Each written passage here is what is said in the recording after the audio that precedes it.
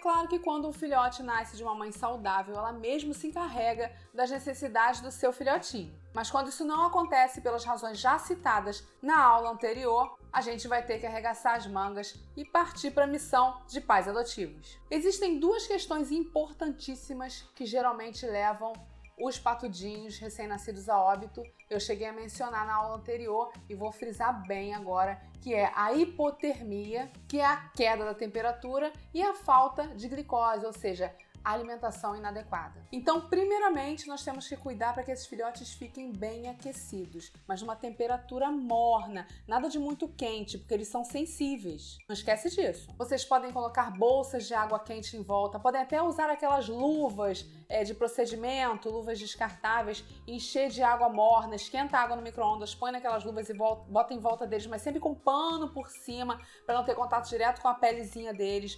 Outra opção muito legal é colocar aquelas lâmpadas quentes, mas claro, um pouco longe do lugar onde eles estão, né? Tem que manter uma distância para que eles fiquem aquecidos, porém que não queime. Sempre verifica se está esquentando muito, se está pouco. Ou seja, simplesmente colocar embaixo de uma lâmpada que seja aquelas lâmpadas quentes que esquentem um pouquinho.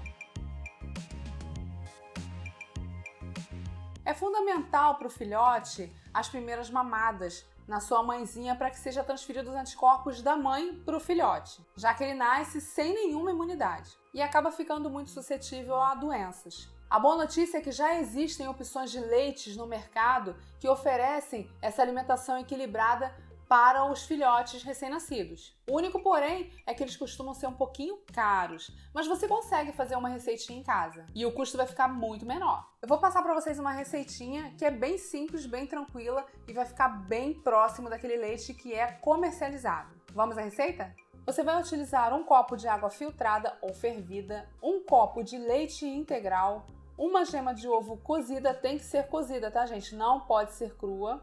2 colheres de sopa de farinha láctea. Vai bater tudo no liquidificador por 30 segundos, vai peneirar e colocar num potinho fechado. E aí você vai dar de 2 em 2 horas para o seu cachorrinho ou para o seu gatinho. Já existem no mercado mamadeiras que são para isso mesmo. Elas simulam a tetinha dos cachorros e dos gatinhos e é bem fácil de encontrar e ela é super barata. É importante que você amamente esses bebês de 2 em 2 horas e depois, com o tempo, você vai aumentando um pouquinho esse espaço de tempo, de 3 em 3 horas, de 4 em 4, mas vai depender da fominha deles e do tempo que eles mesmos vão te dizer, porque eles vão começar a chorar e você vai saber. Não dá para te dizer ao certo por quanto tempo eles vão mamar de 2 em 2 horas, porque isso varia muito de cachorrinho para cachorrinho, de gatinha para gatinho. Gente, agora mas muita atenção na forma como você deve amamentar esse filhote. Tanto os gatinhos quanto os cachorrinhos têm que ficar de barriguinha para baixo, amamentando. Eles têm que simular que estão mamando na mãezinha. Você nunca viu nenhum cachorrinho, nenhum gatinho mamando de perninha para cima, como a gente faz com os humanos. Coloca no colo,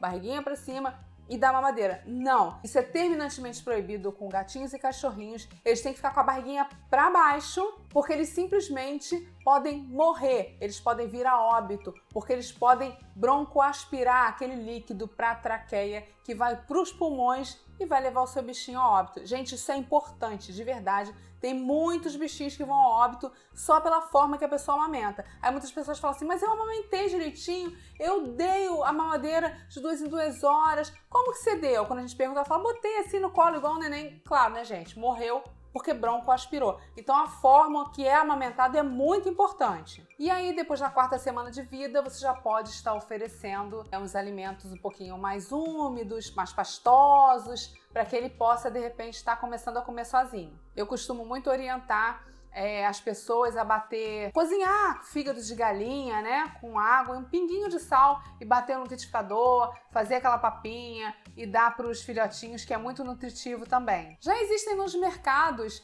algumas papinhas que são para ajudar no desmame dos filhotinhos, mas a grana tá curta, né, gente? Então vamos tentar fazer o que a gente conseguir fazer em casa. Agora tem uma coisa, você já aprendeu como fazer para alimentar esse filhotinho. Agora, vamos aprender como é que ele faz para fazer xixi e cocô? Porque não, gente, eles não fazem sozinhos.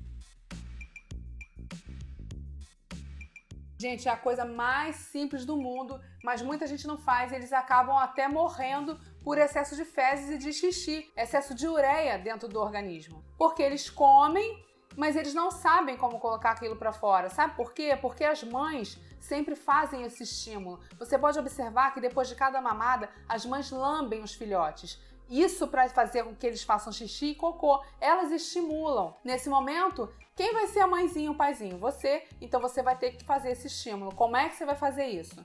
Você vai pegar um algodão. Todas as vezes que eles terminarem de mamar, você vai pegar um algodãozinho, vai molhar numa aguinha morninha e vai passar no bumbumzinho deles, que eles vão fazer xixi e cocô. Vai ter que ficar passando ali o algodãozinho todas as vezes.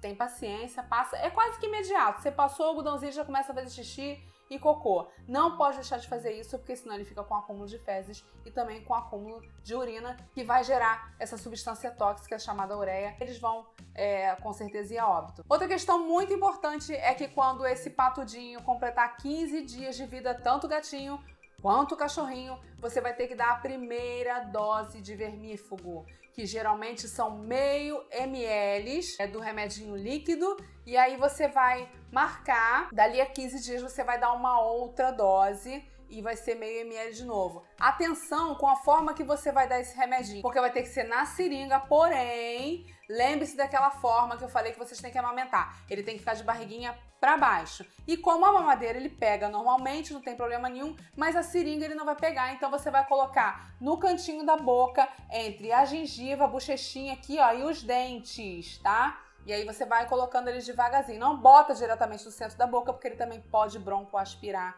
e pode morrer, tá bom, gente? Eu espero muito ter ajudado vocês. Agora todo mundo já sabe o que deve fazer uma cachorrinha que está grávida e também como cuidar se nascer um patudinho e for rejeitado. No próximo módulo a gente vai falar um pouquinho sobre a sarna. Quais os tipos de sarna, como identificar a sarna, como tratar o que é mais importante. Eu espero vocês na próxima aula. Beijo, fiquem com Deus. Tchau, tchau.